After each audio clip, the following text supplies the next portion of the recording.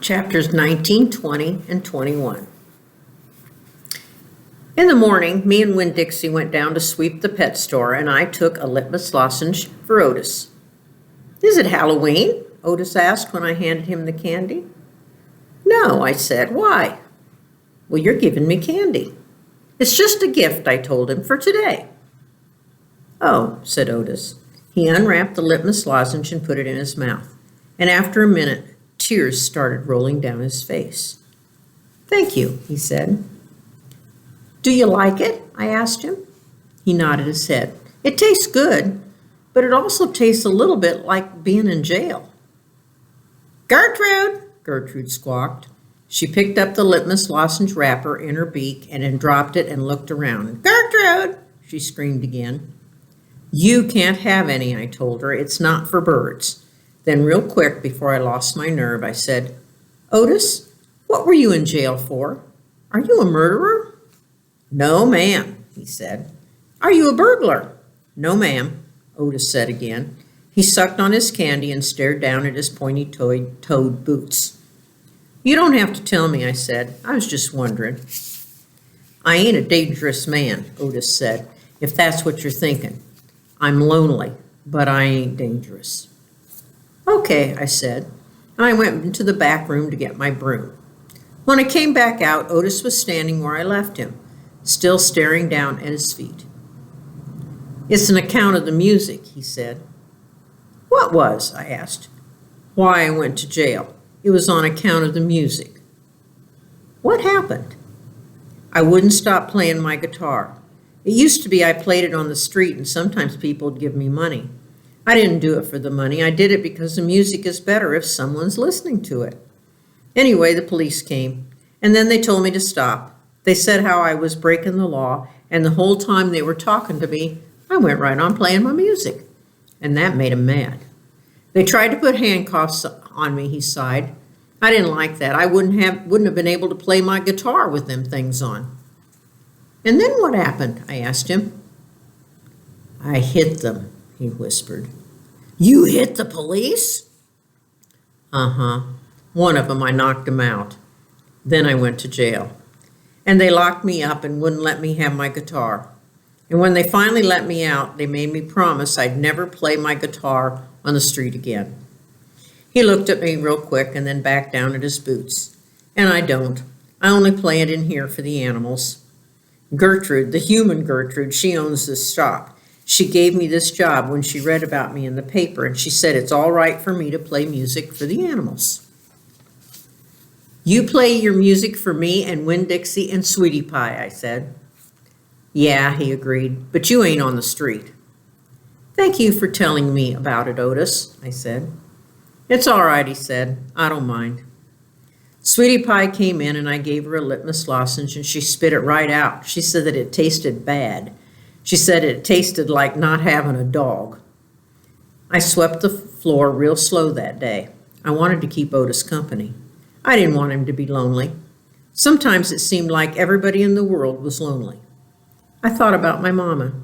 Thinking about her was the same as the hole you keep on feeling with your tongue after you lose a tooth. Time after time, my mind kept going to that empty spot, the spot where I felt like she should be. Chapter 20. When I told Gloria Dump about Otis and how he got arrested, she laughed so hard she had to grab hold of her false teeth so they wouldn't fall out of her mouth. "Woo-wee," she said, when she finally was done laughing. "That sure is some dangerous criminal." "He's a lonely man," I told her. "He just wants to play his music for somebody." Gloria wiped her eyes with the hem of her dress. "I know it's sugar," she said, "but sometimes things are so sad they get to be funny."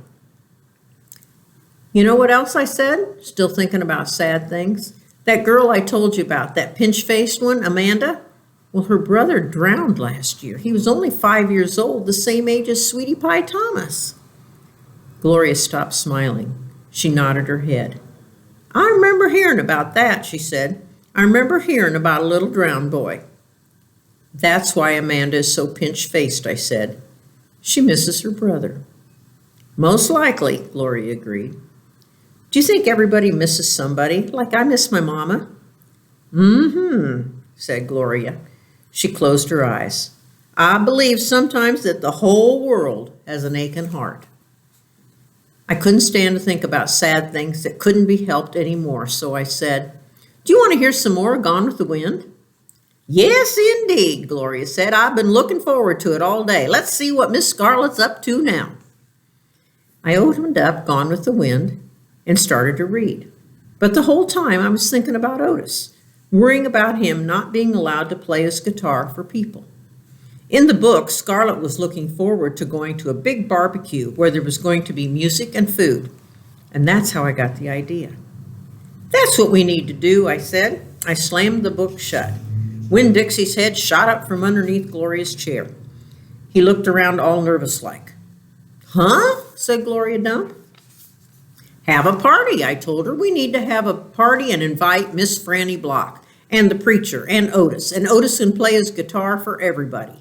Sweetie Pie can come too. She listens to his music good. We who? Gloria asked. We, me and you. We can make some food and have the party right here in your yard. Said Gloria Dump. We can make peanut butter sandwiches and cut them into triangles to make them look fancy.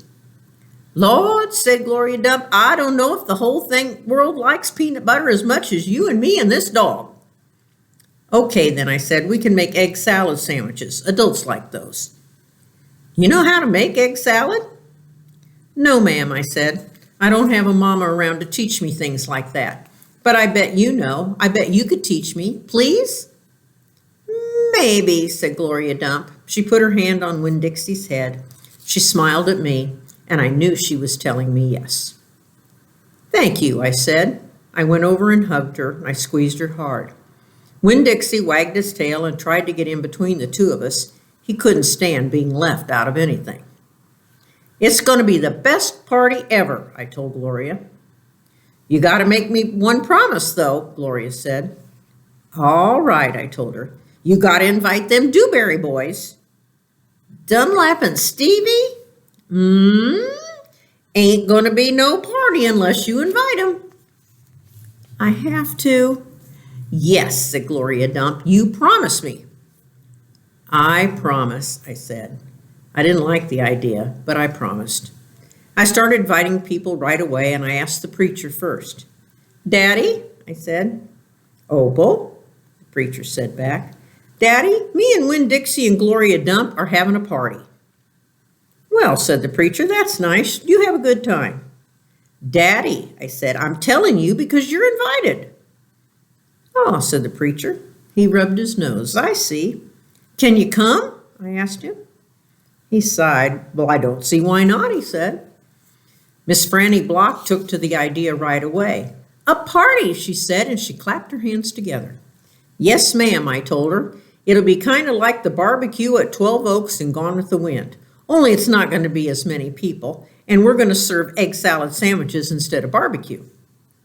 That sounds lovely, Miss Franny said. And when she pointed at the back of the library and whispered, maybe you should ask Amanda, too. She probably won't want to come, I said. She doesn't like me very much. Ask her and see what she says, Miss Franny whispered. So I walked to the back of the library and I asked Amanda Wilkinson in my best manners voice to please come to my party. She looked around all nervous and stuff.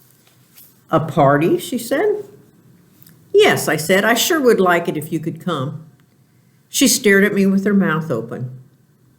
Okay, she said after a minute. I mean, yes, thank you. I would love to. And just like I promised Gloria, I asked the Newbery boys. I ain't going to no party at a witch's house, Stevie said. Dunlap knocked Stevie with his elbow. We'll come, he said. We will not, said Stevie. That witch might cook us up in her big old witch's pot. I don't care if you come or not, I told them. I'm just asking because I promised I would. We'll be there, said Dunlap, and he nodded at me and smiled. Sweetie Pie was very excited when I invited her. What's the theme? She asked. Well, there isn't one, I said. Oh, we got to think of a theme, she told me. She stuck her knuckle in her mouth and then pulled it back out. "It ain't a party without a theme. Is the dog coming?" she asked. She wrapped her arms around Winn-Dixie and squeezed him so hard that his eyes almost popped out of his head. "Yes," I told her. "Good," she said.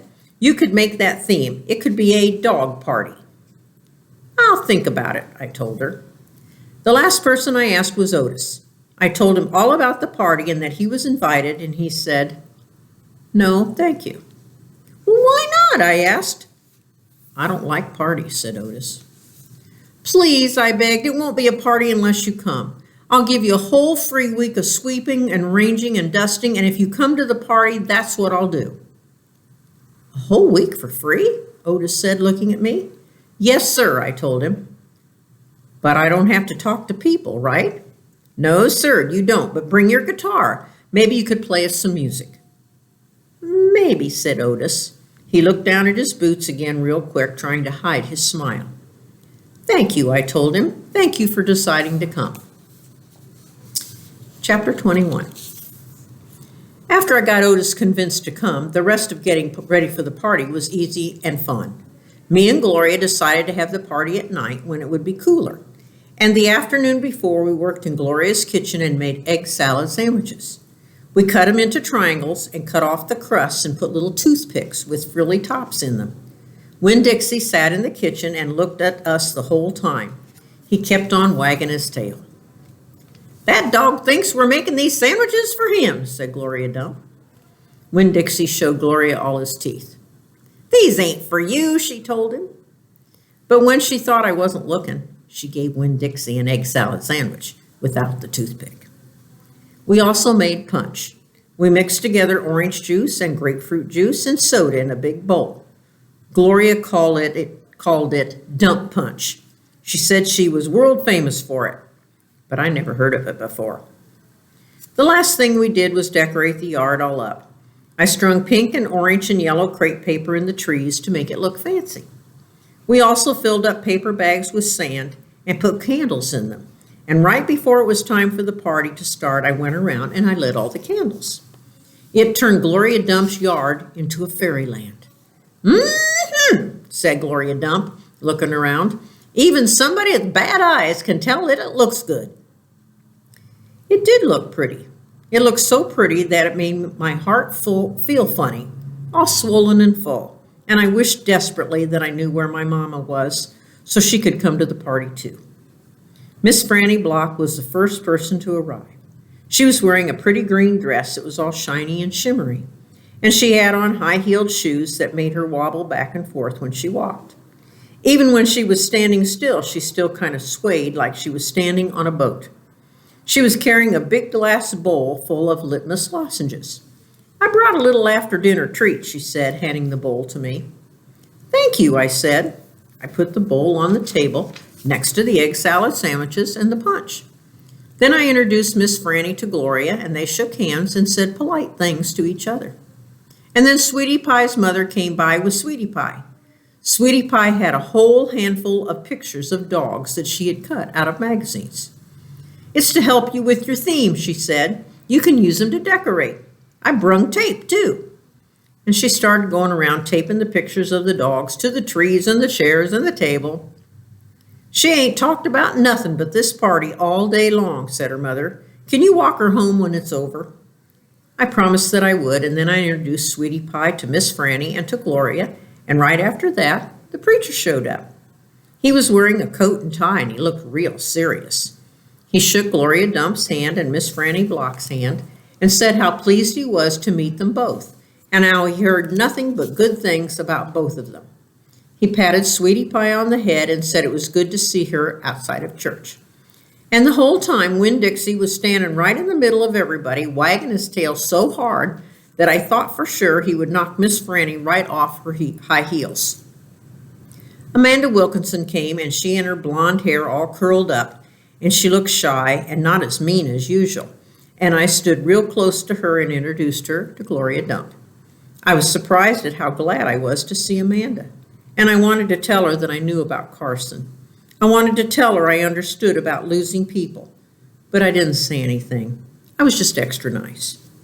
We were all standing around smiling at one another and acting kind of nervous when a real screechy voice said, "Gertrude's a pretty bird."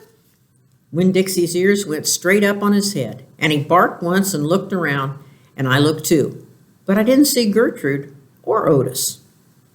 "I'll be right back," I said to everybody. Me and Winn-Dixie went running around to the front of the house, and sure enough, standing there on the sidewalk was Otis. He had his guitar on his back and Gertrude on his shoulder, and in his hands he was holding the biggest jar of pickles that I'd ever seen in my life. "Otis," I said to him, "come around back. That's where the party is." "Oh," he said, but he didn't move. He just stood there holding on to his jar of pickles. "Dog!" screeched Gertrude. She flew off Otis' shoulder and landed on Winn-Dixie's head. "It's all right, Otis," I told him. "It's just a few people, hardly any people at all." "Oh," said Otis again. He looked around like he was lost. Then he held up the jar of pickles. "I brought pickles," he said. "I saw them," I said. "It's exactly what we needed. They'll go perfect with the egg salad sandwiches." I talked to him real soft and gentle and low, like he was a wild animal that I was trying to get to take food out of my hand. He took one tiny step forward. "Come on," I whispered. I started walking, and Winn-Dixie followed me. And when I turned around, I saw Otis was following me too.